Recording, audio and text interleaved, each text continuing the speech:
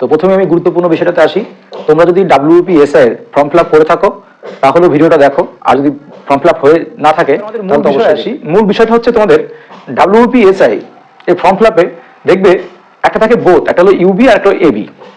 এবার আমি সুন্দর করে তোমাদের অ্যানালাইসিস করব, তারপর তোমাদের এর সঙ্গে আরো বলবো তোমরা যারা WPSI এর জন্য প্রিপারেশন নিচ্ছ এবারে কিন্তু একটা হিউজ ভ্যাকান্সি, এরকম ভ্যাকান্সি কিন্তু দেয় না, 500 700 800 এরকম ভ্যাকান্সি দেয়। তো এবারে কিন্তু তোমাকে একটা সিট দখল করতে হবে। তো তার জন্য এই WPSI পিলি থেকে শুরু করে মেন এবং কিভাবে তুমি প্রিপারেশন নেবে, কোন কোন বই পড়বে, সেগুলো আমি কিন্তু অবশ্যই বলবো।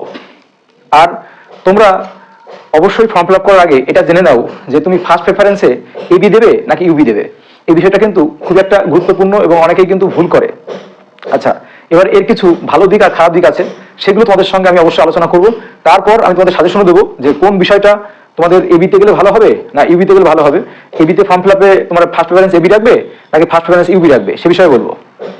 দেখো, প্রথমে আমি এবি আর ইউবির সুবিধা অসুবিধাগুলোকে বলি এবং কাজগুলো কি বলি। দেখো, যারা এবি এবি অর্থাৎ আর্ম ব্রাঞ্চ, মোট কথায় সহজ বাংলায় বলতে গেলে তাদের কাছে মোট কথা তোমাদের রিভলভার অথবা পিস্তল থাকবে, যাদের কাছে বন্দুক থাকে তারা হলো আর্ম ব্রাঞ্চের মধ্যে পড়ে। আর্ম ব্রাঞ্চের এসআই, সাব ইন্সপেক্টর। আর ইবি হলো আনআর্ম ব্রাঞ্চ।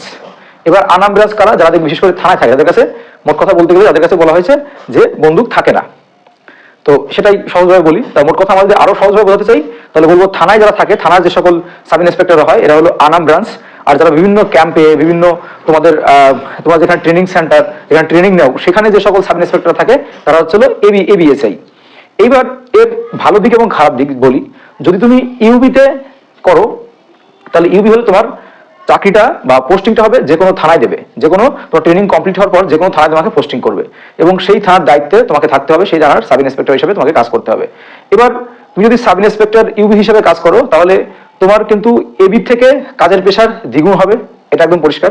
এবি থেকে কাজের প্রেশার দ্বিগুণ হবে থানায় থাকলে পরে, ছুটি খুবই কম পাবে, রাত দিন সমান হয়ে যাবে, প্রচন্ড চাপ বেশি থাকবে।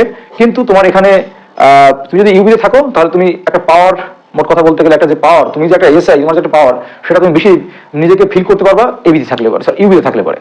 ইউবিতে থাকলে সেটা বেশি করে ফিল করতে পারবা এবং তার মানে ইচ্ছা করলে তার কিছুটা প্রভাবও দেখাতে পারবে যদি ইউবিতে থাকো। আর যদি তুমি এবিতে থাকো তাহলে কি হবে, তোমার বিভিন্ন ক্যাম্পে, বিভিন্ন জায়গা, যে ট্রেনিং সেন্টার, বিভিন্ন জায়গাগুলো, এইসব জায়গাগুলো তোমাদের পোস্টিং হবে এবং সেখানে তোমাকে নির্দিষ্ট জায়গায়, এবং এর যে ট্রেনিংগুলো হবে এখানে কিন্তু তুমি মানে ট্রেনিংটা কমপ্লিট হয়ে যাওয়ার পর তারপর তোমাকে নির্দিষ্ট যে ক্যাম্পে যেখানে রাখবে সেখানে তোমাকে থেকে বিভিন্ন ডিউটি করতে হবে। এবং এদের ক্ষেত্রে কিন্তু যারা এবি অর্থাৎ তোমাদের আর্ম ব্রাঞ্চ সাব ইন্সপেক্টর হয়, এদের কিন্তু প্রেশার একটু কম থাকে, এদের প্রেশার কম থাকে, এরা কিন্তু ছুটি তুলনামূলক ইউবির থেকে বেশি পায় এবং এদের কিন্তু কোনো এক্সট্রা কোনো কিন্তু কাজের চাপ খুব একটা নেই, সেটা একটা বিষয়। এবার যদি বলো যে বেশি, কিন্তু এদিক থেকে তাকাতে গেলে তোমাদের ইউবিতে সুযোগ সুবিধা বেশি, আবার একদিক থেকে তাকাতে গেলে এবিতে সুযোগ সুবিধা বেশি। তোমরা যদি মনে করো যে আমি সাব ইন্সপেক্টর হয়ে আয়েসে দিন কাটাবো বা একটু ছুটি নেবো, সাধারণ যে সকল চাকরির ক্ষেত্রে যে ছুটি থাকে, তাহলে তোমাকে অবশ্যই আমি বলবো এবিতে তুমি ফার্স্ট প্রেফারেন্স এবি দেবে। আর যদি মনে করো না আমি নিজের পাওয়ার দেখাবো বা নিজে একটু বা, তো ইউবিতে যদি থাকো তুমি, তাহলে ইউবিতে থাকলে পরে তোমাকে থানার যত কেস কামারি যা কিছু আছে এভরিথিং তোমার কিন্তু প্রেশার মাথায় আসবে। আর এবিতে যেটা বললাম আগে থেকে, যে নির্দিষ্ট ক্যাম্পে হয়তো ট্রেনিং অফিসার হিসেবে নিয়োগ করাবে বা বিভিন্ন যে কাজকর্মগুলো থাকবে সেই সব তোমাকে করতে হবে। এটা হচ্ছে এবি আর ইউবির মধ্যে ডিফারেন্স হলো। দেখো, আমরা সকলেই জানি যদি 173 জেনারেল হয় তাহলে সে এবিতে কিন্তু ফর্ম ফিল আপ করতে পারবে এবং এবিতে সে সিলেক্টেড হবে। আর যারা এসসি এসটি আছে তারা নির্দিষ্ট পরিমাণ ছাড় পেয়ে যেটা আসে সেটা কিন্তু তারা এবিতে ছাড় পেয়ে তারা কিন্তু এবিতে ফর্ম ফিল আপ করতে পারে।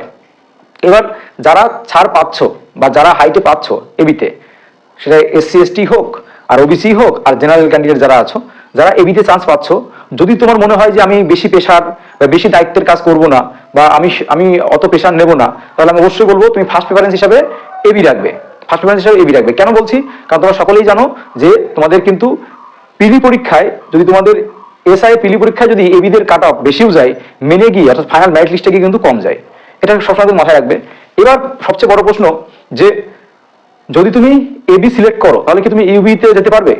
দেখো, ফার্স্ট প্রেফারেন্স যেটা রাখা হয় সেটাতে কিন্তু বেশি করে জোর দেওয়া হয়, সেটাতে কিন্তু যারা তোমাদের বোর্ডে বসে আছে তোমাকে কিন্তু সেটাকেই প্রথমে দেওয়ার চেষ্টা করা হবে। অর্থাৎ তুমি যদি এবি ইউবি দুটো সিলেক্ট হও, কিন্তু তারপরে যদি তুমি ফার্স্ট প্রেফারেন্স হিসাবে তুমি যদি এবি কে সিলেক্ট করো তাহলে তোমাকে এবিতেই দেওয়া হবে।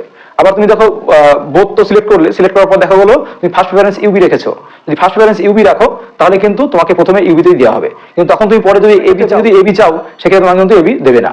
অর্থাৎ তুমি ফার্স্ট প্রেফারেন্স যেটা রাখবে সেটা কিন্তু দেওয়ার সম্ভাবনা 99.9%।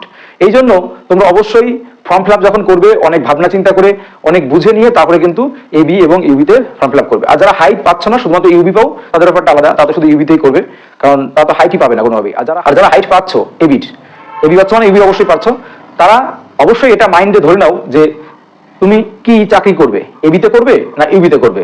যদি তোমার মন এটাকে স্থির করে যে আমি এবিতে করব, তাহলে অবশ্যই ফার্স্ট প্রেফারেন্স এবি দাও, তাহলে দেখবে ফাইনাল মেরিট লিস্টে কিন্তু কাট অফ কম যায়। আর এবার বড় প্রশ্ন যে আমি এবি ইউবি দুটো সিলেক্ট করে একটা উদাহরণ দিচ্ছি, দেখো উদাহরণটা কি। মনে করো কোনো একটা ক্যান্ডিডেট বোধ করেছে, বোধ করার পর ফার্স্ট প্রেফারেন্স ইউবি রেখেছে। আবার কোনো একটা ক্যান্ডিডেট বোধ করেছে, বোধ করে ফার্স্ট প্রেফারেন্স এবি রেখেছে। এবার কোনো কারণ দেখো সেই স্টুডেন্টটা যে তোমার ফার্স্ট প্রেফারেন্স ইউবি রেখেছিল, কিন্তু সে ইউবিতে সিলেক্ট হয়নি, কোনো কারণে তার কাট অফ তুলতে পারেনি, কিন্তু এবিতে সে কাট অফ তুলেছে সমান সমান। আবার কোনো একটা ক্যান্ডিডেট তোমাদের মনে করো ফার্স্ট প্রেফারেন্স এবি রেখেছিল, এবার তার যে নম্বর আর ওই যে আরেকটা ক্যান্ডিডেটের নম্বর বললাম, তার ক্যান্ডিডেটের নম্বর যদি সমান সমান হয়ে থাকে, যদি সমান সমান হয় কাট অফ নম্বর, তাহলে কিন্তু যে ফার্স্ট প্রেফারেন্স এবি রেখেছে তাহলে কিন্তু তাকেই নেবে কিন্তু। এবং এইটা মাথায় রেখে তোমরা কিন্তু অবশ্যই ফর্ম ফিল আপ করবে। আর ফর্ম ফিল আপে যদি কোনো রকম ভুলভ্রান্তি হয়ে থাকে অবশ্যই কিন্তু আমাদের সঙ্গে সরাসরি যোগাযোগ করতে পারো, আমাদের টেলিগ্রাম গ্রুপে জয়েন করো, আমাদের হোয়াটসঅ্যাপ। এছাড়াও যদি তোমাদের এই এবি ইউবি নিয়ে কোনো রকম কনফিউশন থাকে অবশ্যই কমেন্ট বক্সে জানাও, তার সঠিক উত্তর অবশ্যই আমরা দেবো। আর আমাদের চ্যানেল নতুন হলে আমাদের চ্যানেলটি অবশ্যই সাবস্ক্রাইব করে বেল আইকনটি প্রেস করে রাখো। সমস্ত রকম চাকরির আপডেট, যে কোনো এডুকেশনাল ইনফরমেশন এবং সমস্ত রকম ইম্পর্টেন্ট ক্লাস এবং যে কোনো সহযোগিতা আমরা সবসময় তোমাদের পাশে আছি। তো প্রিয় শিক্ষার্থী বন্ধুরা, এই যে তোমাদের সাব ইন্সপেক্টরের এবি ইউবি নিয়ে যদি কোনো রকম প্রশ্ন থাকে, কোনো ভুল, কোনো তোমাদের মনের মধ্যে বিভ্রান্তি থাকে, কোনটা ভালো কোনটা করবো, অবশ্যই সরাসরি আমার সঙ্গে কথা বলতে পারো। আমি তোমাদের একদম নিজের এক্সপিরিয়েন্স থেকে তোমাদের সাহায্য করবো। তো প্রিয় শিক্ষার্থী বন্ধুরা, চলো আজকের মতো ভিডিওটি এখানে শেষ করছি। আবার দেখা হচ্ছে তোমাদের সঙ্গে নতুন কোনো ভিডিওতে, নতুন কোনো এপিসোডে।